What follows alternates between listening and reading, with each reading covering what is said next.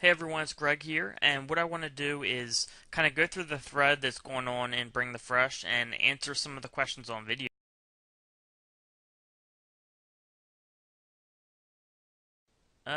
Step-by-step link building plan.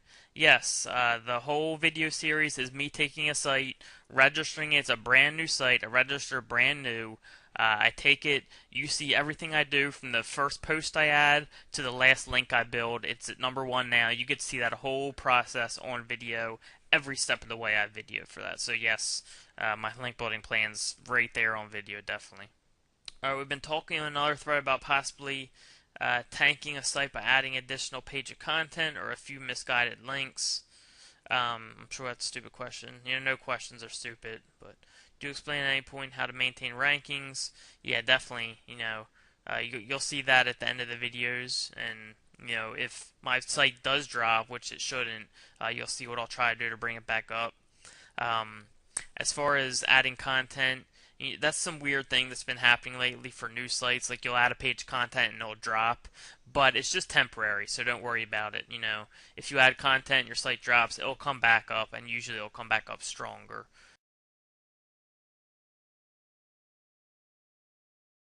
Hey, Johnny Boy said, I got a question for you. You said you ranked this site in 2 months. I wanted to know what kind of search volume exact match does your keyword get? I believe it gets 160 exact match a month and 1,000 broad match a month. But even though a keyword gets 140 exact match a month, say you're number one and the keyword gets 140 searches a month, that means if it's getting searched 140 times, at number one position, you get about 50% of the clicks, so that means you would get about 70 visitors a month to your site. I think Baton Rouge Architects gets like 1,000 visitors a month at least now. So, considering the keyword gets 140, that doesn't really say much because we just show you how to expand that so much. This is a great point because, there's always people out there that are going to be like, oh, that's what he shows is nothing special, or but what I showed is what I used to make $1.5 million.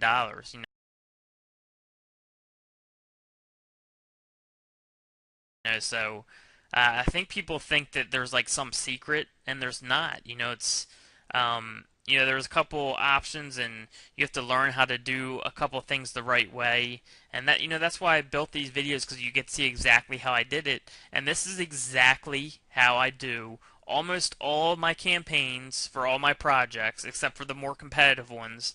And you could see exactly how I do it to make over $1 million. What I show you in the Baton Rouge Architects video on ranking sites is what I've used to make over $1 million.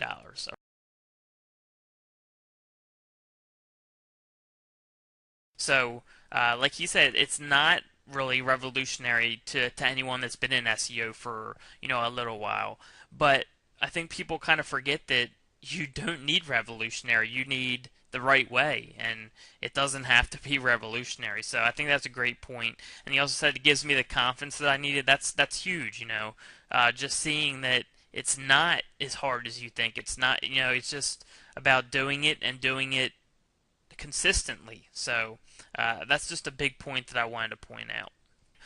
I used to work online back in the day. I made some money, then I stopped, and then I found out my girlfriend was pregnant, and that's when I decided to come back.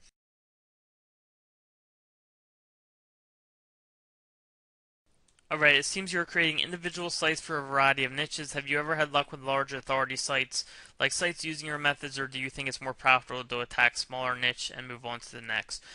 Yeah, I've done this for authority sites. Some of my biggest clients have huge authority sites that I work on for them, and they work well as well.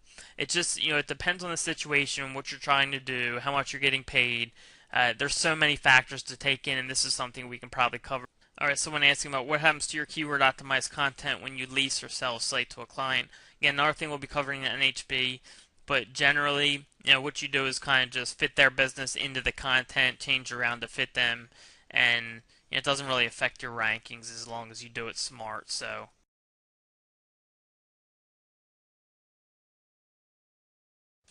for Web 2.0 properties, do you use different articles for each of them? Yes, I do. I have an outsourcer that does them $2 a piece. That includes unique content for each submission, the creation of the account, placement of links, placement of content, placement of images, everything done for $2 for each submission. So it's crazy, crazy good price, and I will be giving him out in the NHB course. If I'm not interested in anything related to SEO, local SEO, is there anything valuable for me in this? Of course, definitely. You can learn a ton about what I do for SEO, which also works with affiliate marketing. Do you consider search volume an indicator on the sale price if you are able to rank on the first page? It depends.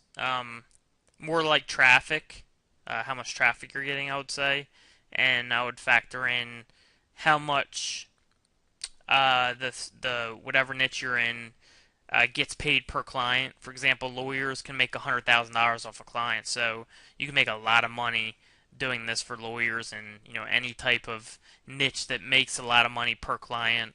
And you also have to look at the length of the client. For example, a daycare, it's only $200 a month or a week, say average, which is $800 a month. But a client could stay there for years. So $800 a month, that's about $10,000 a year. If they have two kids, that's $20,000 a year. They stay there 5 years, that's $100,000. That's a $100,000 client right there. So those are all things that you have to take into consideration. But it could be good because maybe with stuff like that, there's less money. There's not as much competition. You can rank easier, but it may be harder to get paid a lot of money for that because a dog walker's not going to make that much money. But I'm not saying that's a bad niche. It could be a good one, but just don't expect to make a whole bunch of money from that. But there's no problem with doing the small niches like that because, like I said, there's not as much competition and they'll be easier to rank, so it can be a good place to start.